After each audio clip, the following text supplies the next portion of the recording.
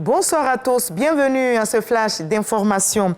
Le séminaire gouvernemental a pris fin hier après 2 jours de travaux à Abidjan. Le Premier ministre Robert Begré-Mambé, les membres du gouvernement, les ministres gouverneurs et les experts internationaux ont planché sur le plan national de développement et ils ont surtout réfléchi à la mise en place d'un nouveau modèle de croissance économique. Le chef du gouvernement ivoirien a réaffirmé l'ambition de notre pays à atteindre le statut de pays à revenu intermédiaire supérieur d'ici à 2030. Il s'engage avec toute son équipe à renforcer le capital humain pour stimuler une croissance inclusive et durable. Je vous propose d'écouter un extrait de l'intervention du Premier ministre Robert Begré-Mambé. Cette rencontre a permis au gouvernement de s'approprier les premières conclusions des travaux initiés dans le cadre de la préparation du nouveau PND avant d'aller échanger avec des partenaires au développement.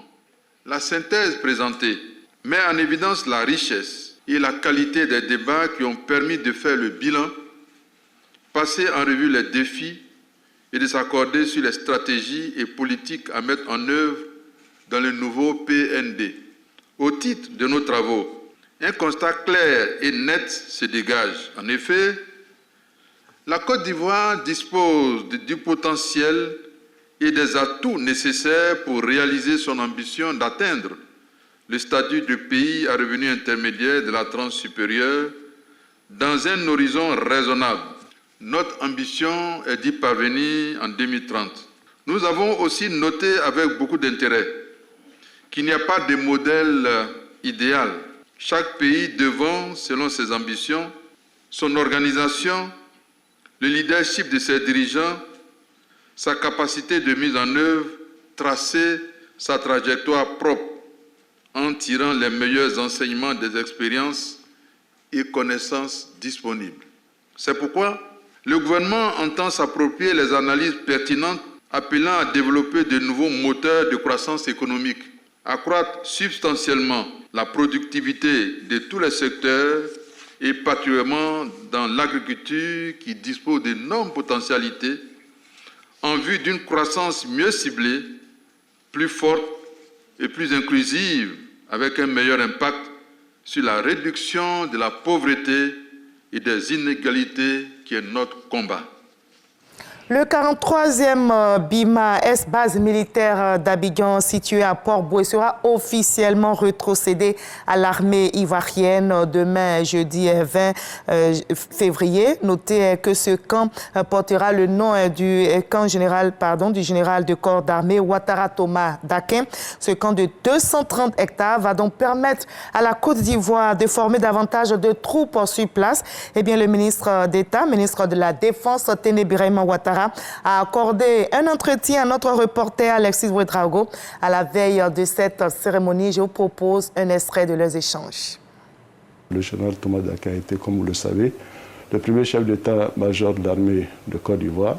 C'est lui qui a pris l'armée naissante à l'époque, qui l'a façonnée, qui en a fait donc une armée professionnelle.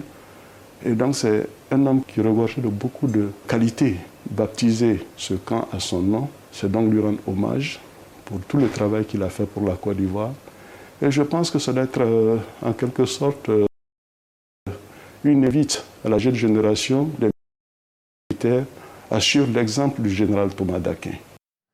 Voilà, c'est un entretien que vous pourrez retrouver en intégralité dans l'édition de 20h sur RTI 1, une édition à ne donc pas rater, un entretien que vous pourrez aussi retrouver en intégralité sur nos plateformes digitales.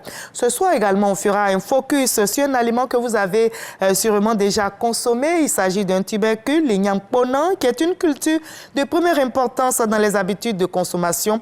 Et parmi les variétés consommées, le ponant reste la plus prisée et la plus vendue pour sa qualité en bouillie ou pilé, mais ces derniers mois, la pénurie de cet aliment s'est aggravée sur les marchés. L'igname ponant, entre pénurie et spéculation, notre équipe de reportage vous dira tout dans le 20h. C'est le 5e enlèvement en 7 mois en Guinée-Conakry. Abdoul Sako, coordinateur national du Forum des forces sociales de Guinée, a été extirpé de force de son logis la nuit dernière par des hommes encagoulés pour une destination inconnue. Il a été enlevé vers 4 h du matin devant sa famille qui est toujours sans nouvelles de lui. Les kidnappeurs, masqués et en uniforme, ont dû percer une brèche dans le plafond de son domicile avant de l'extraire de son lit. Abdoul Sako est l'une des voix les plus critiques de la transition conduite par le général Mamadi Doumbouya au pouvoir depuis le coup d'État perpétré en septembre 2021. Goma et Bukavu, les 2 grandes métropoles de l'Est de la RDC, sont tombées aux mains des rebelles du M23 soutenus par les forces rwandaises. Les combattants du M23 poursuivent leur avancée en direction d'Uvira, plus au sud. Et bien, face à ce climat de panique, les populations désertent les localités. Le président Félix Tshisekedi demande de l'aide, une aide militaire sous toute forme, à son homologue cadien, Mahama Idriss Déby. L'envoyé spécial du président congolais était à N'Djamena hier mardi et la demande de soutien militaire est examinée attentivement, mais l'option du dialogue n'est pas écartée. Dans la paix, on se retrouve à 20 h.